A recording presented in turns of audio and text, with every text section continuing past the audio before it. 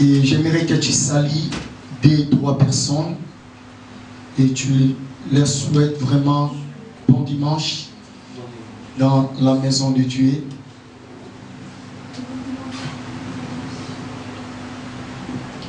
Amen. Amen. Et je nous salue encore une seconde fois de plus. Bonjour à tous. Bonjour. Vous allez bien, je crois.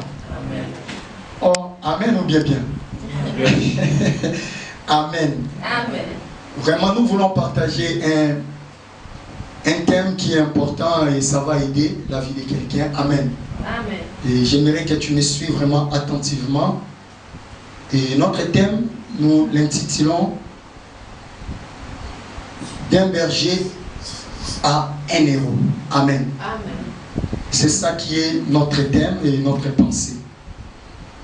Et j'aimerais vraiment que vous développez cette capacité d'apporter quand même quelque chose pour mentionner, pour écrire ce que nous sommes en train de partager, parce que la parole de Dieu, c'est une bénédiction. Amen.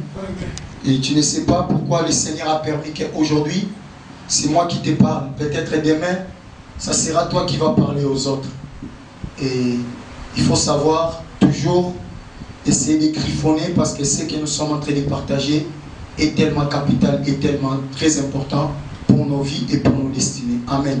Et si surtout nous visons plus loin, et si un jour nous avons cette passion, ce désir, qu'un jour nous allons servir le Seigneur, et vraiment je t'en supplie de tout cœur, même pas servir Dieu, mais un enfant de Dieu a toujours un cahier là où il est en train de griffonner ou d'écrire tout ce que nous sommes en train de partager en cet instant. Comme les Français aiment souvent nous parler que les paroles s'envolent, mais les écrits restent. Amen. Ce que je parle, à moins que comme notre papa nous aide ces derniers temps, en train de filmer, mais ce que je parle, si tu ne l'écris pas, ça va s'envoler. Même moi-même qui te parle, il y a certaines choses, nous avons planifié, mais il y a certaines choses, je les reçois directement au moment où je suis là debout. Amen. Voilà pourquoi c'est très utile lorsque tu viens dans la présence de Dieu et tu es toujours bien aimé, tu as toujours bien aimé quelque chose pour noter ce que nous sommes en train de partager pour la gloire de l'Éternel. Et avant d'entrer, parce que la personne que nous voulons parler de lui aujourd'hui, c'est bien David, comme nous venons de lire dans 1 Samuel. Et j'aimerais d'abord donner 6 vérités ou 6 points concernant David. Et souvent, parfois, on ne les dit pas à l'église. La première des choses, David fut mort à l'âge de 70 ans. Amen. Amen. Et selon les gens qui ont approfondi les études, ils nous ont apporté cette connaissance que David fut mort à l'âge de 70 ans. Et à l'âge de 16 à 17 ans, c'est l'âge par lequel David a été oint par Samuel. Amen. Et il a régné en Israël, sur tout Israël, pendant 40 ans. Et on nous dit encore ceci par rapport à David. Et physiquement, au soir de sa vie, il fut fatigué. Et cela est dit à quoi? Parce qu'il n'a pas été tranquille dans sa vie. Il était comme un fuyard. Il courait par-ci, par-là. Sa vie était comme une personne bien aimée. Il n'avait même pas de repos, si je peux dire en d'autres termes. Et au niveau de ses parents, depuis ses bas âges, il a été déjà renvoyé aller garder les troupeaux de son père dans la brousse. Et quand il a grandi, la Bible dit, lorsqu'il fut oint par Samuel, et c'est par là qu'il a commencé à être combattu par Saoul. Et la Bible dit, il fouillait par-ci par-là, il partait par-ci par-là. Et suite à cela, la Bible dit que son corps, à l'âge de 70 ans, était totalement et complètement affaibli. David, donc, à l'âge de 70 ans, aujourd'hui nous avons des vieillards, même à l'âge de 100 ans, mais ils sont encore en forme. Mais David, à cause de tous ces exercices, à l'âge de 70 ans, son corps était complètement affaibli. Il n'avait plus la force. Alléluia. Mais ce que j'aime, on nous a apporté encore cette nouvelle que David a fini sa vie glorieusement. Amen. Et sa vie était finie dans la gloire. Ce n'est pas dans la honte, mais David a fini sa vie dans la gloire. Et sixième des choses, et j'aime et ça m'interpelle aussi beaucoup, David faisait des choses hors du commun. Amen. Donc il avait une certaine particularité dans sa vie. Il ne faisait pas les choses comme tout le monde. Essayez de lire la vie de David. Commencez à partir de 1 Samuel. Commencez à lire l'histoire de David. Tu vas comprendre que tout ce que David faisait, c'était toujours à part. Ce qu'il faisait, c'était hors du commun. C'est ça l'attitude même d'un enfant de Dieu. Mais tu n'es pas obligé de faire comme tout le monde. Non. Nous ne sommes pas appelés à faire tous de la même manière. Chacun de nous, bien-aimés, a sa particularité.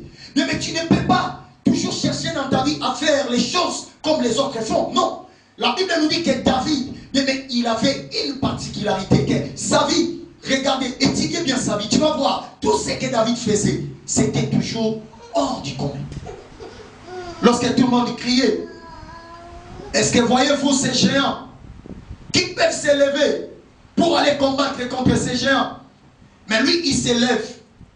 Il dit non, voyez-vous cet incirconcis qui est en train d'insulter l'armée du Dieu vivant. C'est-à-dire toute sa vie, bien mais c'était toujours, il était un peu, c'est comme si une personne qu'on avait mis à part, à côté. Et il a fait quoi? Il a réalisé les exploits avec le Seigneur. Pourquoi? Parce que sa nature, ce qu'il était, lui poussait à être différent des autres. Alléluia. Amen. Et c'est ça le support. Avant d'entrer, j'aimerais encore ajouter ces 4 points et qui nous sera encore utile pour la vie de tout chacun de nous. La première des choses, je dirais que le changement et l'amélioration de notre vie, il y a toujours des artères. Si nous voulons les changements ou si nous voulons l'amélioration de notre vie, il y a toujours des artères. Premièrement, ou le premier artère, c'est Dieu.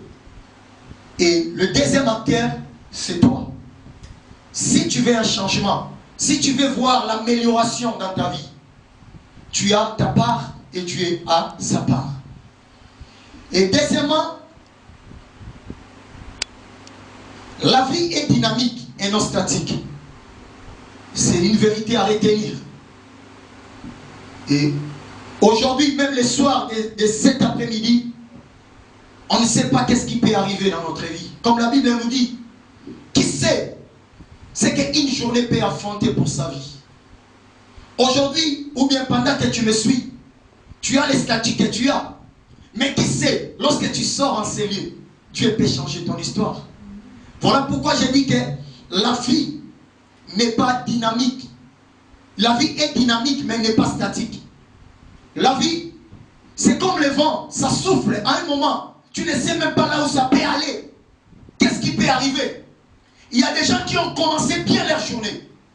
Mais vers 18h, ils ont reçu des mauvaises nouvelles qui ont déstabilisé la vie de certaines personnes jusqu'à aujourd'hui. Mais il y en a aussi certaines qui ont commencé à bien aimer leur journée en pleurant. Mais à un moment donné, subitement, Dieu a tout changé, Dieu a tout